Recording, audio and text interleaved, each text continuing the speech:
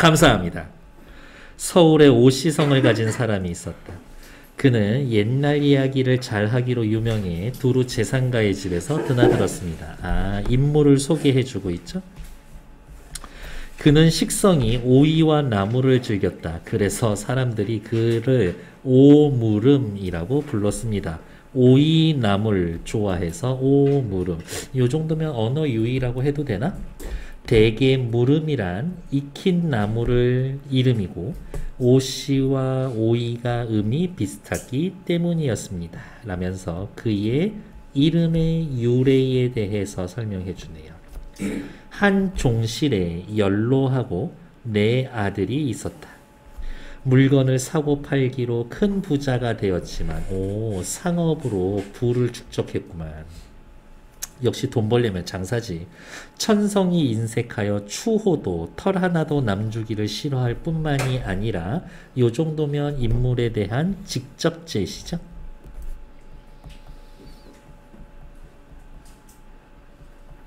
여러 아들에게조차 재산을 나누어 주지 않고 있었다. 더러는 친한 것이 야 그냥 재산 물려주어. 내게도 다 생각이 있네 라고 이야기를 하면서 대답만 할 뿐 세월이 흘러도 차마 재산을 나누어 주지 않았습니다. 이 사람은 어때요? 굉장히 한종실. 요 사람은 옆에다가 이렇게 빼서 쓸게요. 인색하죠. 이렇게 인색했기 때문에 오물음이라는 사람이 뭔가 행동을 할 거예요. 그래서 여기에다가 행위의 계기 이렇게 써놓을 겁니다. 인색하다가 행위의 계기야. 하루는 그가 오물음을 불러서 이야기를 시켰다. 오물음이 마음속에 한 꾀를 내어서 옛날 이야기를 지어서 했다. 즉, 이 종실에게 맞춤 이야기인 거지. 옛 이야기를 지어서 했습니다. 오물음의 행위를 실현하는 단계인 거지. 옛 이야기를 스스로 지어냄으로써 종실이가가 아니라 종실이 스스로 깨닫게 하기 위해서 스스로 깨닫게 하려고 이러한 옛 이야기를 지어냈습니다. 장안갑부에 이동질환이가 있었습니다. 우리 끊어야 될 것 같은데 여기 요 부분에 앞부분에는 종실과 오물음의 관계, 이 이후로는 오물음이 지어낸 이야기, 바깥 이야기 외화, 안의 이야기 내화, 이제부터 내화지. 쌤 그러면 액자식 구성인가요? 정답. 이 이야기는 액자식 구성이구만. 장안갑부에 이동질환이가 있었습니다. 이분은 부귀장수하고 아들을 많이 낳아서 사람들이 늘 상팔자라고 불렀죠. 그런데 이동지가 가난해서 고생하다가 자수해서 부잣집 늙은이 라는 말을 듣게 되었습니다. 형질이 인색하여 비록 부모 자식에게도 달아진 부채 한 개 주는 법이 없었습니다. 죽음에 임박해서 곰곰이 돌이켜보니 세상 만사가 모두 허사고 자기는 오직 재물제 한 글자의 일평생 종이 되어서 얽매인 셈이었습니다. 장안갑부의 이동지라는 자는 어때요? 내가 인생 잘못 살았구나 스스로 깨달은 인물이지. 병석에서 생각해보고 생각해볼수록 이제는 어쩔 도리가 없었습니다. 그래서 여러 자식을 불러놓고 유언하기를 내가 평생 고생해서 재물을 모아 이제 부자가 되었다. 지금 황천길 떠나는 마당에 100가지로 생각해보니 한 개 물건도 가져갈 도리가 없구나. 빈손으로 왔다 빈손으로 가야 합니다. 공수래 공수거. 어차피 죽으면 빈손으로 가는 건데 욕심 부리지 말자. 지난달 재물에 인색했던 일이 후회스러워. 명정이 앞에 서니 상여 소리가 구슬프고 빈산에 낙엽지고 밤비 내리는 쓸쓸한 무덤 속에서 비록 한 푼 돈인들 쓸 수가 있겠는가. 내가 죽어서 염습해서 입관할 때 내 손에 악수를 끼우지 말고 내 손에 장갑 끼우지 말고 관 양편에 구멍을 뚫어서 내 좌우 손을 그 구멍 밖에 넣어와 길거리 행인들로 하여금 내가 재물을 산같이 두고 빈손으로 돌아간다 라고 보이도록 하여라. 이 아저씨 어떻게 해요? 자신이 죽고 난 다음에 관에 묻혀서 어떻게 구멍 뚫고 여기에다가 손을 내밀게 해서 사람들 보게 해주는 거지. 이렇게 부자인 나도 빈손으로 간다 하고 이래 운명했답니다. 이동지가 죽은 후에 자식들은 감히 유언을 어기지 못하고 그대로 시행을 했죠. 소인이 아까 노상에서 우연히 상행을 만나 두 손에서 관 밖으로 나왔음을 이상하게 여겨 물어봤더니 어머, 일단 정지. 여기 소인이 아까 노상에서 우연히 상행 만나 관 밖으로 나와서 이상하게 물어봤더니 유동지의 유언이었습니다. 이거 완전 거짓말이지. 이동지 얘기가 자기가 지어낸 거짓말인데 이동지가 관 밖에 손을 내놓고 가는 거를 봤대. 이렇게 지금 밑줄 친 부분에 뭐라고 이야기할 거야? 이동지 이야기라고 하는 꾸며낸 이야기에 신빙성을 높이기 위해서 또 다른 이야기를 꾸며낸 거지. 또 다른 이야기를 꾸며낸 거야.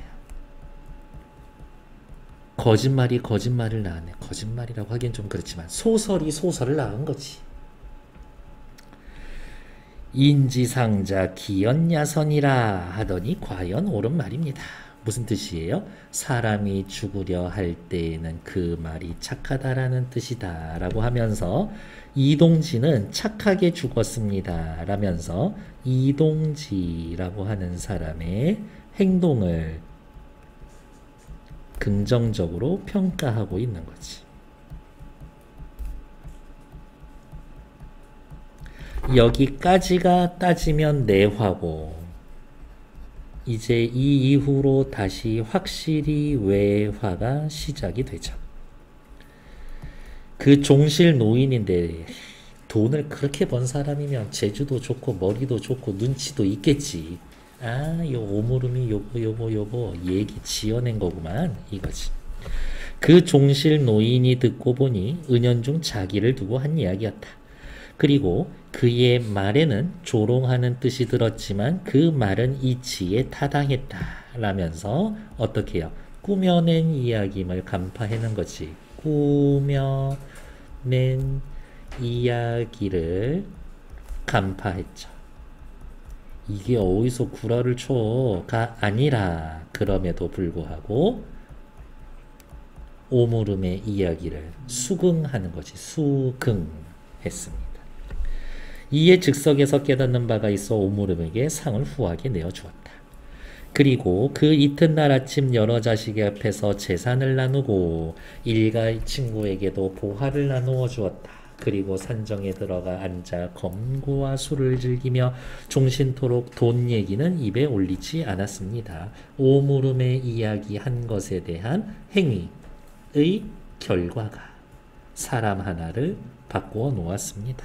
이런 거죠. 됐을까? 이야기꾼 오물음은 굳이 글의 종류로 따지면 글로 쓰여져 있는 옛날 이야기 문헌설화라고 정의해 놓으시면 될 것 같습니다. 됐을까요? 그리고 이 소설의 주제는 뭐라고 할까요? 아, 오물음이 똘똘해. 이야기꾼으로서의 오물음의 탁월함. 요걸 주제로 볼 수도 있고, 다음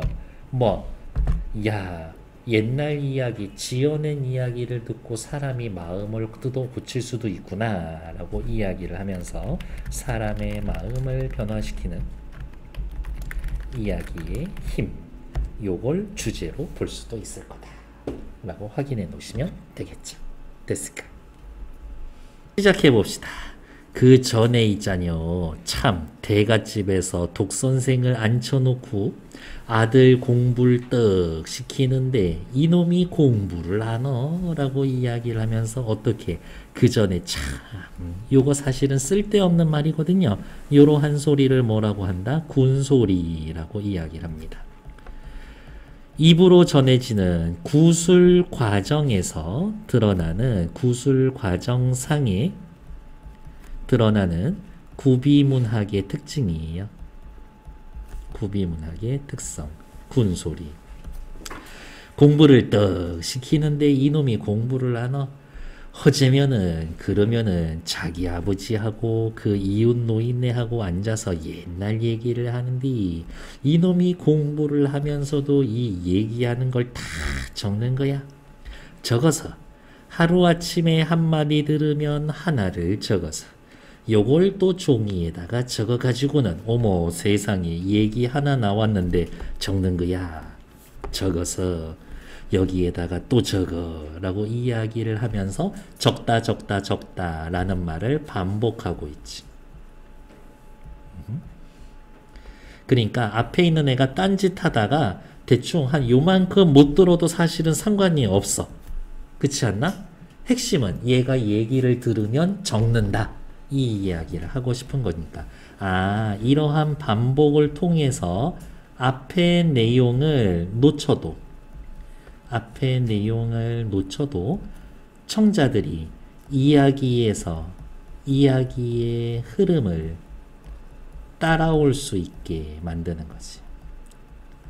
따라올 수 있게 만드는 거지. 물론 이 이야기했던 할머니 할아버지의 그냥 말 습관일 수도 있어요. 요걸 종이에다 적어가지고 요놈의 걸 봉해가지고는 주머니를 하나 만들어서 거기에다가 쳐넣고 한 게 3년을 딱 그러니까 주머니 3개가 찼어요. 그러니까 자기 방 대들보에다가 딱 달아놨지. 요놈의 걸 이야기 주머니를 보니까 3년 동안을 저녁마다 1개씩 집어넣으니까 얘기 주머니가 엄청 들어간 거야. 주머니 3개가 찼으니까 4년째 되는 해에 장가를 가게 됐어요. 이런 동네에 살 것 같으면 어머 이런 동네 어떤 동네 이 이야기 해주는 할머니 할아버지가 사는 진짜 그 동네 요 동네에서 산다 라고 하면은 저기 홍천쯤으로 장가를 가게 됐어요. 멀리 갔다라는 이야기를 하고 싶은 것 같은데 지금 굵은 글씨에 써놓은 건 거리라는 어떠한 개념을 추상적 개념을 무엇으로 설명해 주는 거야?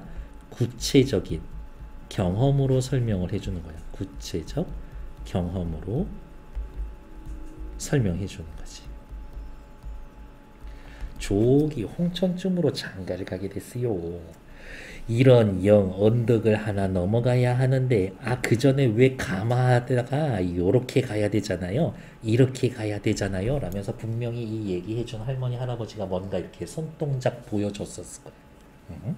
바로 요게 앞에 앉아있는 사람에게 직접 대면을 하고서 이야기를 해주는 구비문학의 특징이 또 드러나는 거지.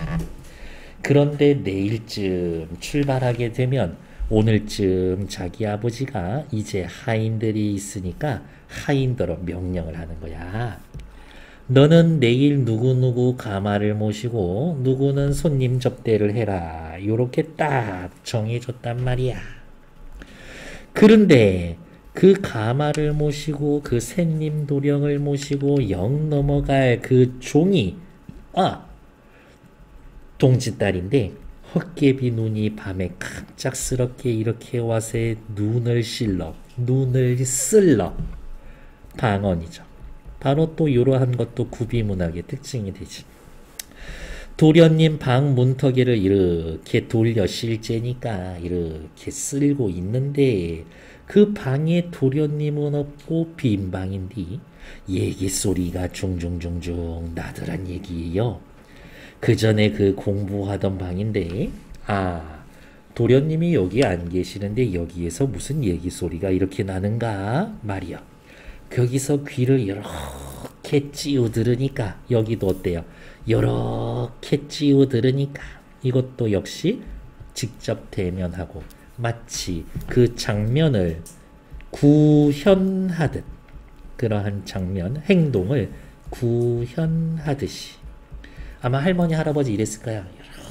이렇게 들어가지고 아주 여러 사람이 떠드는 게 요게 그 주머니에 담긴 이야기가 귀신이 돼서 이제 이야기를 하는 거야. 이제 귀신 멘트야. 이놈의 새끼가 우리를 주머니에 넣어가지고 안 풀어놓는다. 요런 이야기야.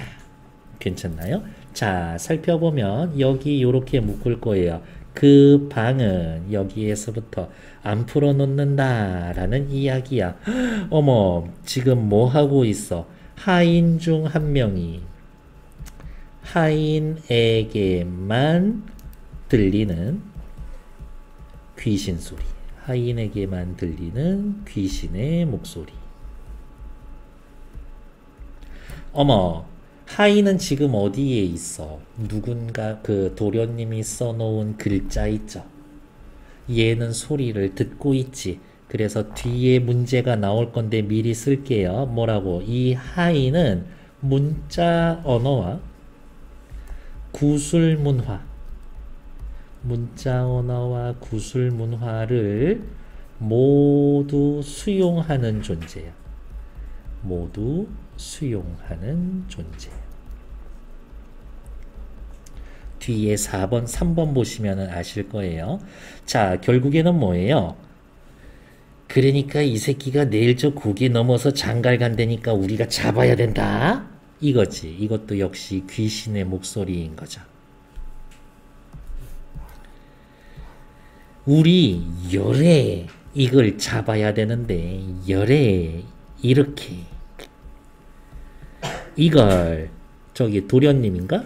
도련님이라고 해야 되나? 도련님 맞나? 도련님? 독선생 앉혀놓고 아들 도련님이라고 합시다. 요 놈을 잡아야 되는데 그래서 이렇게 토론이 많이 나오겠지. 귀신 찌지라도 그럼 그걸 어떻게 잡아야 되냐? 그랬더니 내 말 잘 들어. 동지 썼달에 이 고기 마루턱에다가 난데없이 돌배를 크다만 거 하나를 이렇게 잎이 펴서 쭉 늘어지게 하고 돌배가 이렇게 매달리고 하면 그걸 먹으려고 애를 쓸 거요. 그러니까 그놈의 걸 요렇게 떡 만들어 놓고 새실렁이 오다가 그것만 딱 처먹으면 죽을 테니까 그걸 해놓자. 얘 장가 간다고 가마 타고 갈 거잖아요. 가마 타는데 나무에 돌배나무에서 돌배가 열리게 하는 거지. 아슬아슬하게 먹음직스럽게 해놓으면은 이 도련님이 으차 해가지고 이 돌배를 따다 먹을 건데 돌배에다가 독 타 넣나 보지. 저 처먹으면 죽어버리게 만들자. 이렇게 복수하자라는 거지. 이야기들은 왜 복수를 하려고 할까? 내가 이야기야. 내가 이야기 귀신이야. 그럼 내가 바라는 거는 뭘까? 내가 다른 사람에게 전달돼서 다른 사람을 웃고 울리고 그렇게 만드는 게 내 본성인데, 그 귀신의 본성인데, 이놈의 새끼는 이야기를 들어놓고 다른 사람한테 전달을 안 해주는 거야. 그게 짜증나는 거지.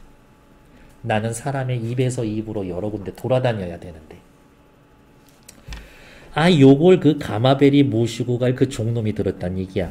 도련님은 내가 살려야 되겠다 라면서 결심을 먹었었거든.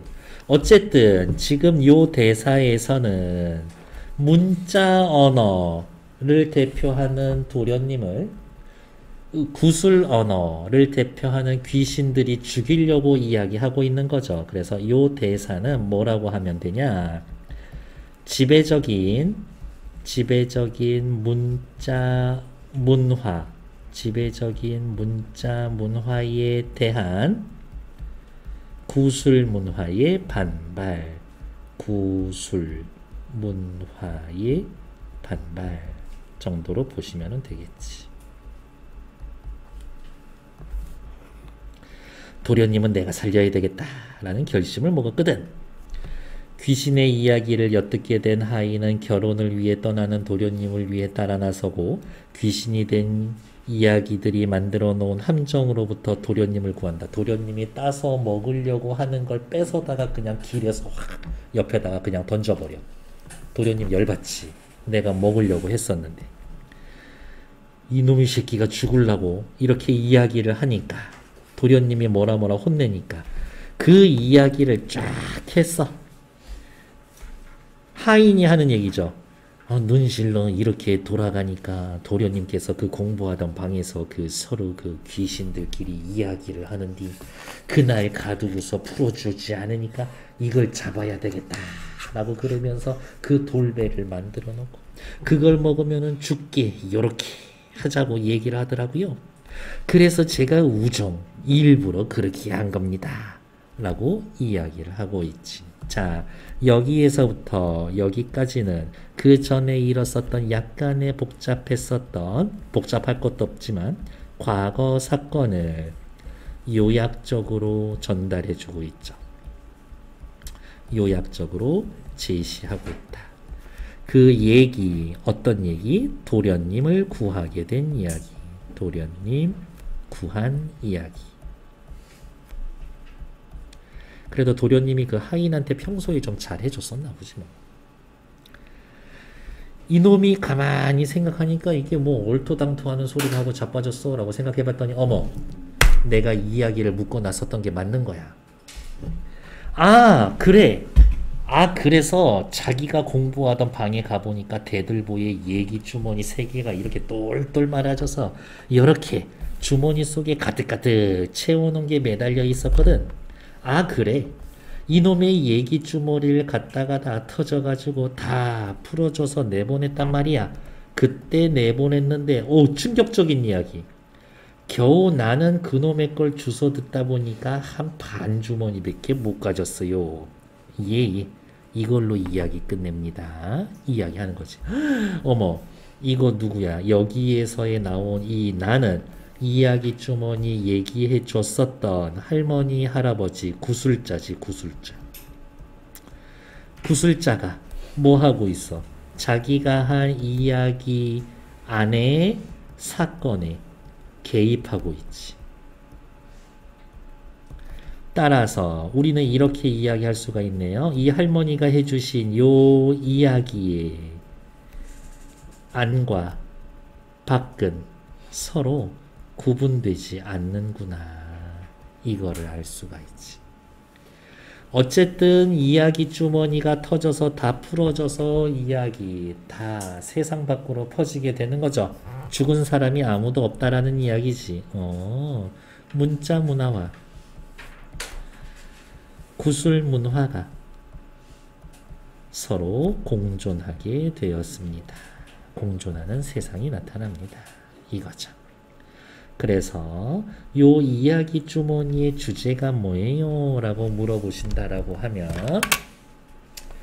이야기라는 것들, 이야기와 이야기하기의 본질적 특성. 이야기하기의 본질적 특성은 뭔데? 남에게 전해져야 한다 라는 이야기를 하고 싶은 거지. 옛날 이야기 그 자체로서 이야기를 하는 게 아니라 이야기에 대한 이야기인 거야. 그래서 이러한 걸 또 뭐라고 이야기를 해주냐? 메타설화라고 이야기를 해줍니다. 설화 중에서도 메타설화 뭐 요 정도 이야기 해줍니다. 됐을까요? 자, 순서대로 저 너무 독서 지문 하나 해드리고 싶거든요. 이게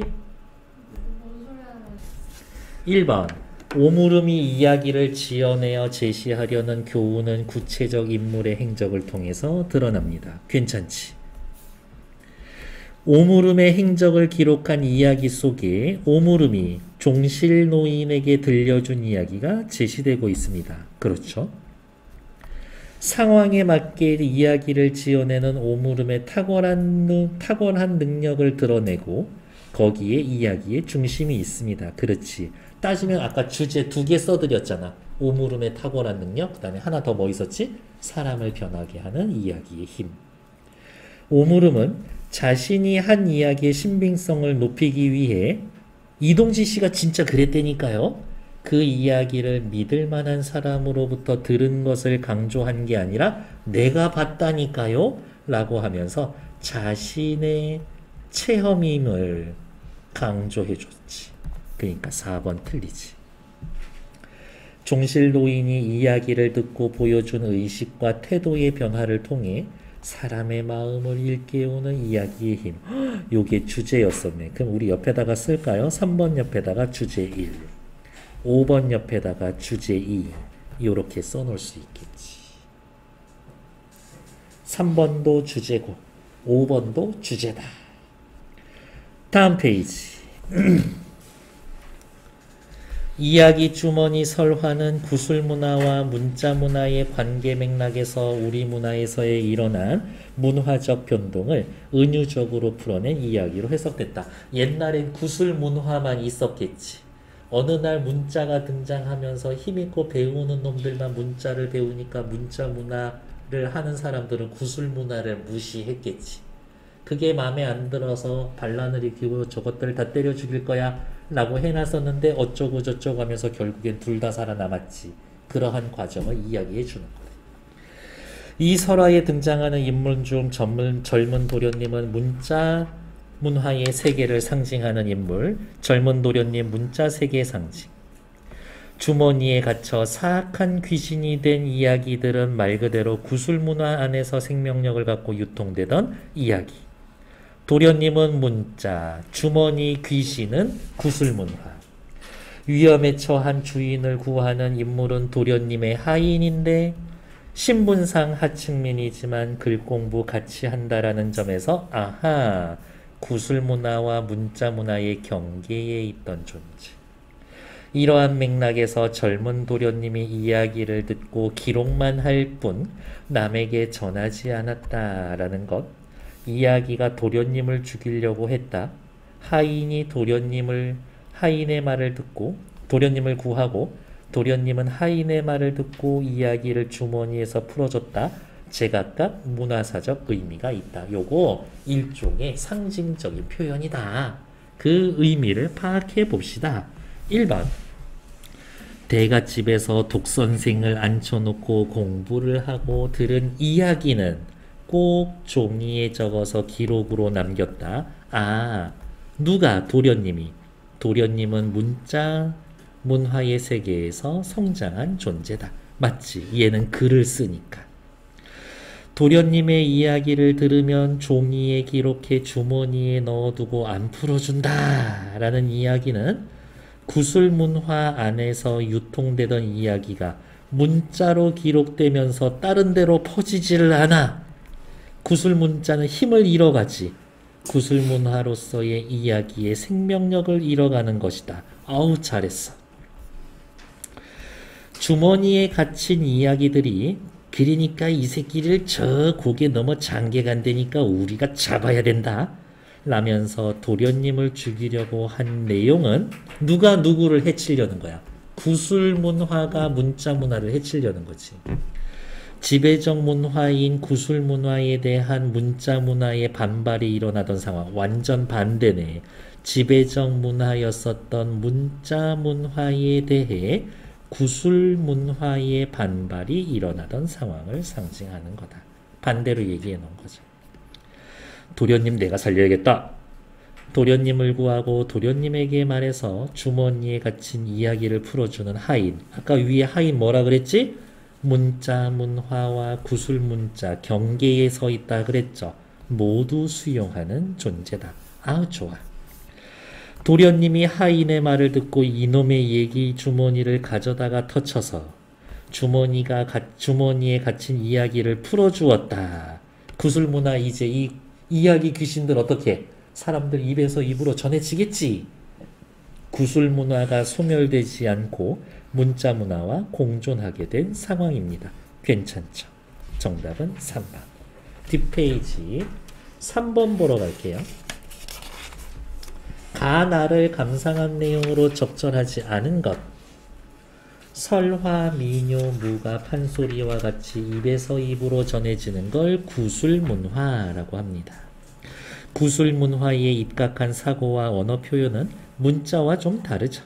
차이점을 살펴볼게요. 문자 문화는 어디가 있을까? 요렇게 할게요. 문자 문화는 그냥 초록색하고 구술 문화는 저거 할게요. 문자 문화의 경우 앞뒤 내용이 논리적 분석적이지만 구술 문화는 첨가적 누적적이다. 그렇지. 했던 얘기 또 하고 또 하고 표현이 장황하고 같은 말 되풀이합니다. 구술 문화에서는 문자 문화에 비해 대상을 이해할 때 구연자가 놓인 여기 시공간적 상황, 생활의 구체적 경험을 통해 사고합니다. 여기를 따지면 아마 홍천쯤 되는데야 그 부분이야 이거. 홍천 이야기 나올 때. 구술 문화에서는 전달하는 주제가 공동체 유지에 필요한 공적 지혜의 성격을 띠는 경우가 있다.